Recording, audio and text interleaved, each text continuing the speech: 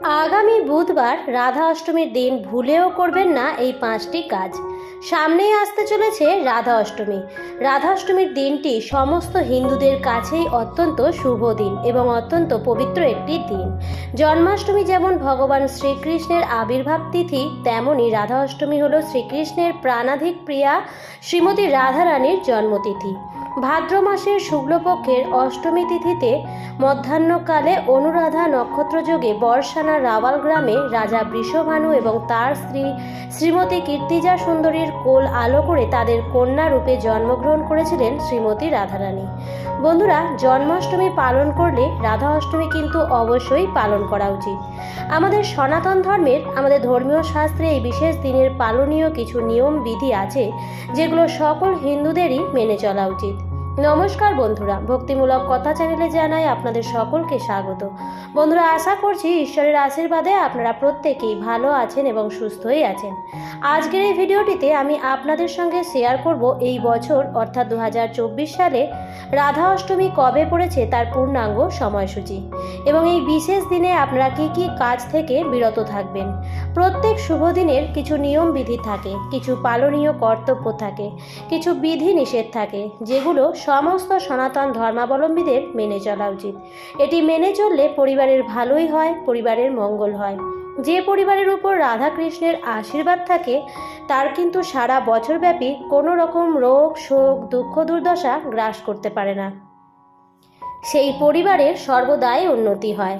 তো চলুন বন্ধুরা, ভিডিওটি শুরু করা যাক। যাওয়ার আগে আমার সকল বন্ধুদের কাছে একটাই অনুরোধ করব যে ভিডিওটি সম্পূর্ণরূপে দেখুন। ভালো লাগলে অবশ্যই লাইক করবেন এবং কমেন্টসে লিখবেন জয় শ্রী রাধিকার জয়। এবং বন্ধুরা, ভিডিওটি শেয়ার করবেন আপনাদের নিকট আত্মীয় স্বজন ও বন্ধু বান্ধবদের সাথে, যাতে সবাই ভিডিওটি পেয়ে উপকৃত হতে পারে। হিন্দু শাস্ত্রে জন্মাষ্টমী ব্রতের থেকেও রাধা অষ্টমীর ব্রতকে অধিক মাহাত্ম্যপূর্ণ বলা হয়েছে। কৃষ্ণ জন্মাষ্টমীর ব্রত পালনের সম্পূর্ণ ফল লাভের জন্য রাধা অষ্টমী ব্রতও পালন করা উচিত, এমনটাই মনে করা হয়। এমনকি কোনো কারণে যদি জন্মাষ্টমীর ব্রত পালন করতে সম্ভব নাও হয়, সেক্ষেত্রেও রাধা অষ্টমীর ব্রত পালন করা যায়। পদ্মপুরাণ অনুযায়ী রাধা অষ্টমীর ব্রত পালন করলে 1,00,000 একাদশীর ব্রত পালনের সমান ফল লাভ হয়। এই ব্রত পালন করলে মানুষের কোটি জন্মের ব্রহ্ম হত্যাজনিত পাপ সহ সকল প্রকার পাপ নাশ হয়।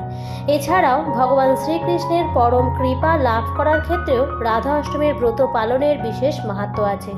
ভগবান শ্রীকৃষ্ণ এবং শ্রী রাধিকা তত্ত্বগতভাবে অভিন্ন এবং একথাও মনে করা হয় তুষ্ট করতে পারলে ভগবান শ্রীকৃষ্ণের পরম কৃপা পাওয়া যায়।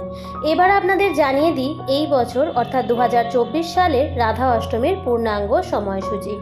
এই বছর অর্থাৎ ইংরেজির 2024 সালের এবং বাংলার 1421 সালের রাধা অষ্টমীর ব্রত পালিত হবে আগামী 11ই সেপ্টেম্বর বাংলার 25শে ভাদ্র বুধবার।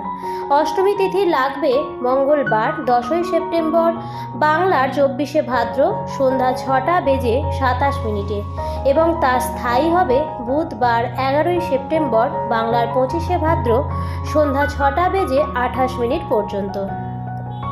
যেহেতু শ্রীমতী রাধারানী মধ্যাহ্নকালে জন্মগ্রহণ করেছিলেন, তাই সেই রাধা অষ্টমীর পুজো সাধারণত মধ্যাহ্নকালে দুপুর 12টা নাগাদ করা হয়।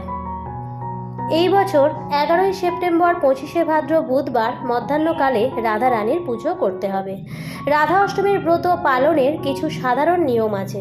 রাধা অষ্টমীর ব্রত পালন করলে ব্রতের আগের দিন এবং পরের দিন নিরামিষ আহার গ্রহণ করতে হয় এবং ব্রতের দিন সকাল থেকে মধ্যাহ্নকালে পুজো শেষ হওয়া না পর্যন্ত নির্জলা উপবাস থাকার নিয়ম আছে।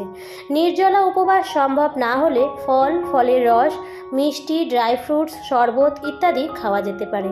রাধা অষ্টমী ব্রতের পালন বিধি কীভাবে সম্পন্ন করতে হবে অর্থাৎ উপবাস ভঙ্গের প্রক্রিয়া, এই বিষয়ে ব্রহ্মবৈবর্ত পুরাণ, বায়ু পুরাণ এবং গরুড় পুরাণ অনুযায়ী রাধা অষ্টমী ব্রতের ক্ষেত্রে উৎসবান্তে পালন সম্পূর্ণ করা যায়। অর্থাৎ এক্ষেত্রে মধ্যাহ্নকালে রাধা অষ্টমী পুজো সম্পন্ন করে পুজোতে নিবেদন করা অন্ন বা পরমান্ন ভোগ প্রসাদ রূপে গ্রহণ করে পালন সম্পন্ন করা যাবে। রাধা অষ্টমী ব্রতের ক্ষেত্রে সাধারণত পূর্ণ দিবস উপবাস রাখা হয় না। সকাল থেকে মধ্যাহ্নকালে পুজো সম্পন্ন না হওয়া পর্যন্ত উপবাস করে তারপর পুজো শেষ করে পালন সম্পন্ন করা যায় এবং অন্ন গ্রহণ করা যায়। তবে অবশ্যই এই দিন নিরামিষ আহার গ্রহণ করতে হবে। বন্ধুরা, রাধা অষ্টমীর দিন যদি আপনি রাধারানীকে খুশি করতে চান তাহলে অবশ্যই রাধারানীর প্রিয় ভোগ নিবেদন করুন। ফলের মধ্যে রাধারানীর প্রিয় আতা, এছাড়াও খেজুর, বেদানা, কিশমিশ জাতীয় শুকনো ফলও ওনার পছন্দের। এছাড়াও রাধারানী দুগ্ধজাত অথবা মিষ্টি জাতীয় খাবার খুব পছন্দ করেন। বিশেষ করে মালপোয়া রাধারানীর খুব প্রিয়। রাধারানীর আরেকটি সব থেকে প্রিয় খাবার হলো গাটি কচু। কচুর যে কোনো আইটেমই রাধারানীর খুব প্রিয়, তাই এই দিন আপনারা কচু দিয়ে যে কোনো পদ রান্না করে রাধারানীকে নিবেদন করতে পারেন। সম্ভব হলে রাধা অষ্টমীর দিন রাধারানীকে একটি গোলাপ ফুল নিবেদন করবেন। এতে আপনাদের বাড়িতে কারোর যদি কোনো সমস্যা থাকে সেই সমস্যাও দূর হবে, এমনকি রাধারানীর কৃপায় আপনার জীবনে সফলতা আসবে। তবে রাধারানীর পুজোর দিন কিন্তু শুধু রাধারানীর পুজো করলেই হবে না, তার সাথে ভগবান শ্রীকৃষ্ণের পূজাও করতে হবে, তবেই কিন্তু আপনি রাধারানীর বিশেষ কৃপা পাবেন। বন্ধুরা, আপনারা রাধা অষ্টমীর ব্রত পালন করুন বা নাই করুন, রাধা অষ্টমীর দিনটিতে প্রথম আপনারা যে কাজটি বর্জন করবেন সেটি হচ্ছে আমিষ জাতীয় খাবার খাওয়া। হিন্দু শাস্ত্রে আমিষ জাতীয় খাবার বর্জনীয়, অর্থাৎ মাছ, মাংস, ডিম, পেঁয়াজ, রসুন ইত্যাদি তামসিক খাবার হিন্দু শাস্ত্রে বর্জনীয়। কিন্তু মানুষ নিজের তৃপ্তির জন্য এবং স্বাদের জন্য এই সমস্ত খাবার গ্রহণ করে থাকেন। তবে কিছু বিশেষ তিথিতে অবশ্যই কিন্তু এই সমস্ত খাবার বর্জন করা উচিত এবং সাত্ত্বিক আহার গ্রহণ করা উচিত। রাধা অষ্টমীর দিনটি ঠিক সেরকমই একটি তিথি। বন্ধুরা, রাধা অষ্টমীর দিনে গাছ বা প্রাণীর কোনো রকম ক্ষতি করবেন না, অর্থাৎ গাছ মাটি থেকে টেনে তুলে ছিঁড়বেন না বা গাছের ডাল কাটবেন না, কোনো প্রাণীর হত্যা বা আঘাতও করবেন না। বন্ধুরা, রাধারানীর মন কিন্তু অত্যন্ত নরম, তার চরণে যে আশ্রয় নেয় তাকে সর্বদা তিনি রক্ষা করেন, এমনকি তার চরণের ধুলোরও তিনি খেয়াল রাখেন। তাই বন্ধুরা, রাধারানী কিন্তু গাছ ভালোবাসেন এবং প্রকৃতির সমস্ত প্রাণীকে ভালোবাসেন। তাই রাধা অষ্টমীর এই দিনটিতে গাছ বা পাখি, পশু কাউকে কোনো রকমই আঘাত দেবেন না। বন্ধুরা, এই দিনটিতে আপনারা ঝগড়া, বিবাদ, কলহ, অশান্তি এগুলি করবেন না, কারণ এতে ঘরের পরিবেশ খুবই খারাপভাবে প্রভাবিত হয়। পূজা অর্চনা করার ফলে যে সুফল বা যে পজিটিভ এনার্জি ঘরে তৈরি হয় সেটি সম্পূর্ণরূপে খারাপ হয়ে যায় যদি সেই ঘরে ঝগড়া, কলহ, অশান্তি দিবারাত্র লেগে থাকে। এই শুভ তিথিতে পরনিন্দা, পরচর্চার মতো খারাপ কাজও কিন্তু করবেন না। যদি সম্ভব হয় এই দিনটিতে ভগবত গীতা পাঠ করুন বা গীতার থেকে একটি অধ্যায় পাঠ করুন।